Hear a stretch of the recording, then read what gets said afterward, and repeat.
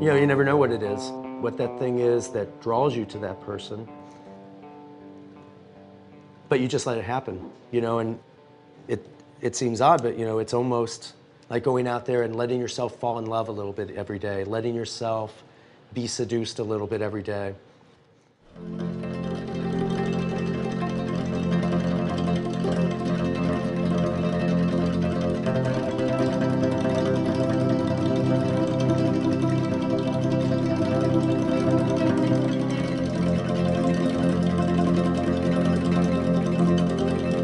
I grew up playing sports and slowly kind of got into fashion when I was in junior high. You know, I mean, it was a great way to attract girls. It certainly set me apart from all the other kids in a Midwest junior high.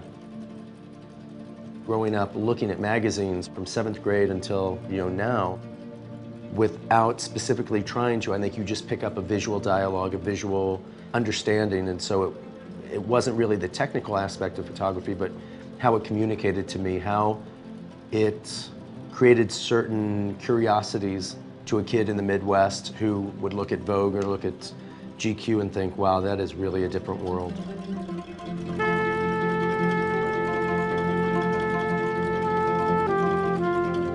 I feel very lucky to get to have part of my day leading a visual life.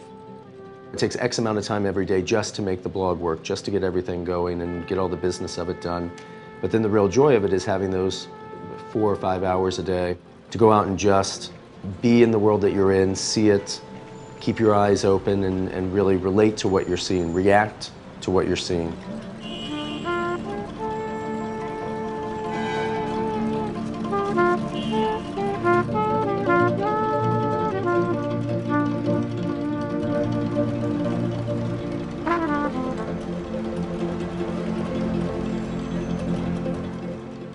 The fact of the matter is, you know, I didn't grow up dreaming to be a photographer. I didn't assist for anybody. I just kind of started doing it. So for me, it's so instinctual the way I shoot. The way I do it is just the way I do it. Excuse me, sorry. Do you mind if I just do a fast photograph? Are you just standing just like that? What's it for? I do a site called the Sartorialist. Oh. Good, good, good, good. I don't see 100 images a day that I'd want to take. You know, I see 2 or 3, and so for me it's very easy to be patient and wait for those images because that's just the way I thought it was supposed to be. Thank you very much. I appreciate it. I love your site. Sorry, I didn't know who you are. That's okay. It's the man behind the camera. Exactly. It's always the genius. It's easier to recognize me looking like that. Thank you very much. Have a good afternoon.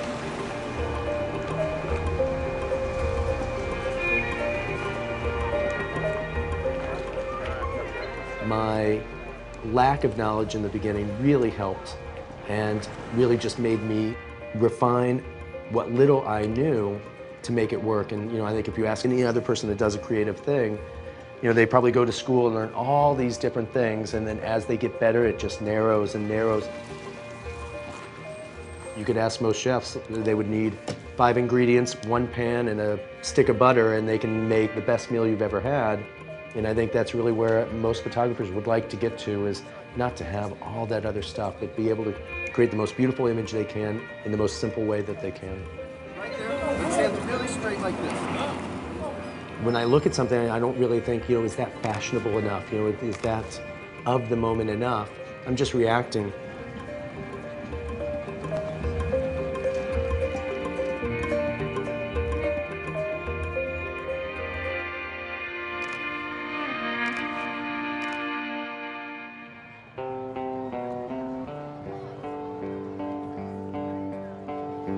In the turn of the century, there was a photographer named Lartigue who went out and shot on the street and kind of were documenting people of their time. And today, to us, a lot of those photographs seem so romantic. You know, we look at the old Lartigue photographs and we think, oh, everyone was so beautifully dressed. But if you went and asked somebody in 1910 and showed them that photograph, someone that had a real fashion point of view, and said, you know, how is this woman dressed? She might say great, or she might say horrible. She might say that's so 1905. But we've really lost that thread. We can't really differentiate between what looks right for that moment. Where now, with the blog, I can take a photograph and have it up on the internet and share it with people across the world. people of this moment can comment on how they feel that looks, how that fits in, if it's of the moment. I think will look very interesting 100 years from now. Good. The ability to be able to capture that and how that attitude is going to change over hopefully the next 30 to 40 years that I'll be doing this, capture something that we've really not been able to capture before. Great. Thank you very much. I appreciate it. Thank you.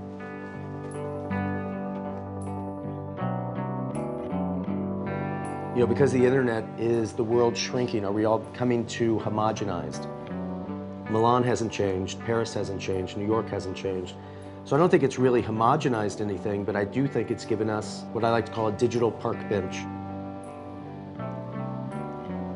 So many people you meet say, oh, I love to just go people watch, just go sit in the park and watch people.